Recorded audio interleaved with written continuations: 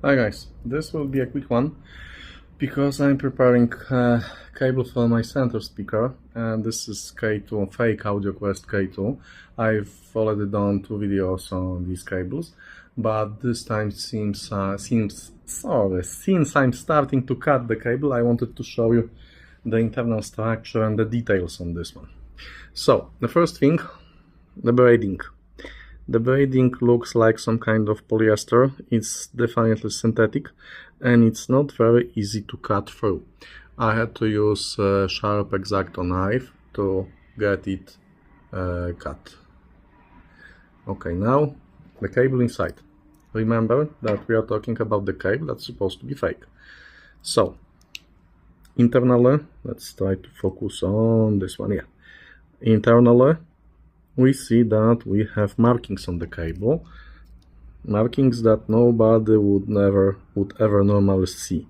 And as you can, I try to focus, to force focus, yes, these markings are very finely printed, so no strange letters, no impurities in the printings, everything is fine.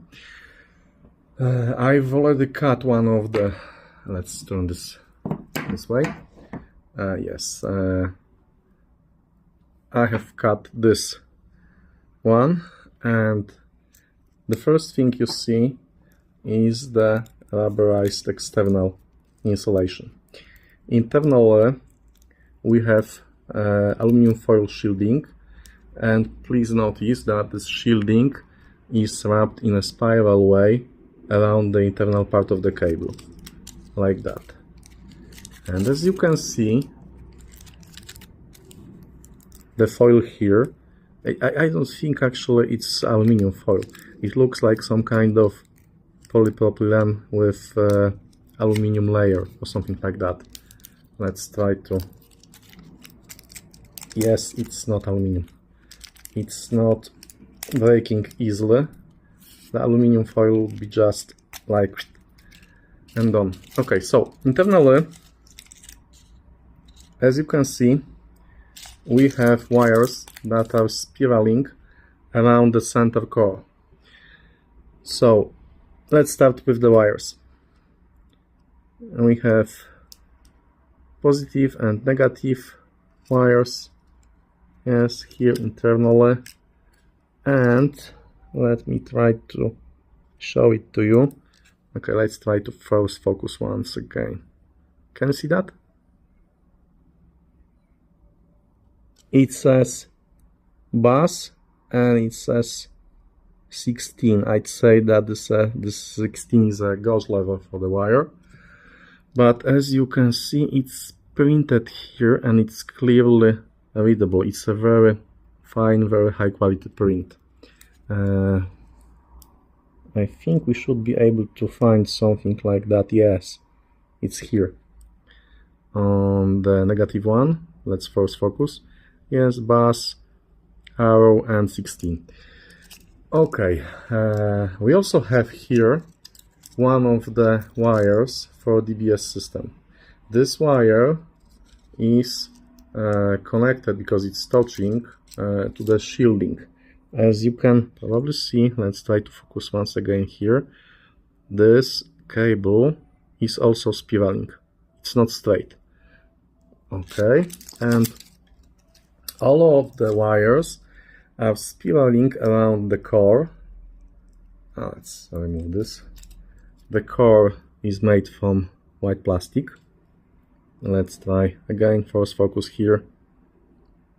Inside the spiraling white core, we have another DBS line, the center one.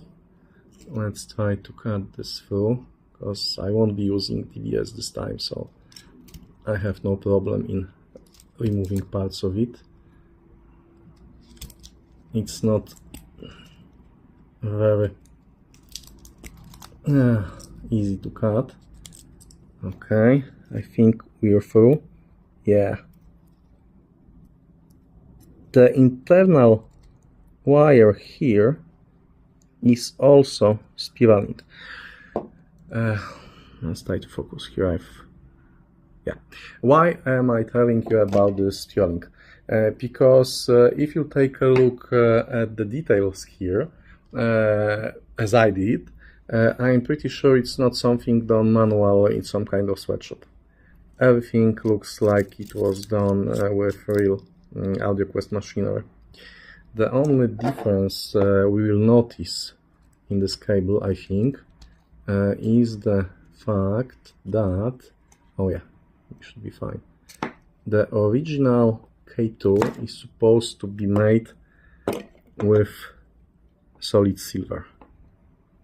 This one has the silver color, but let's try to force focus once again. I'm not sure if you're able to see that, but the cable inside has orange copper shine. So basically it looks like it's silver plated copper, and probably the silver plating here is not full silver, it's probably some kind of sterling silver, but other than that, we have spiraling structures, we have very precise internal build, we have all of the printings on the cables done very well. We have a great braiding, very high quality braiding on the outside, and this braiding precisely matches the original braiding according to AudioQuest photos. So all in all, I don't think I don't know what to think about that.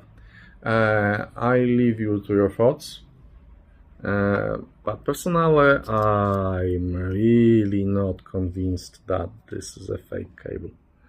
There is something shady going on, that's for sure, but I don't really think this was handmade in some kind of sweatshop, because why would you fake printing on the internal wire that's shielded and then has another insulation layer with another printing, and then there's a braiding on top? So if you buy them already terminated, you won't see this printings for the rest of your life. Why would you fake something that won't be visible? Why would you invest money? Why would you invest in machinery for the fake cable to fake things that nobody will ever see?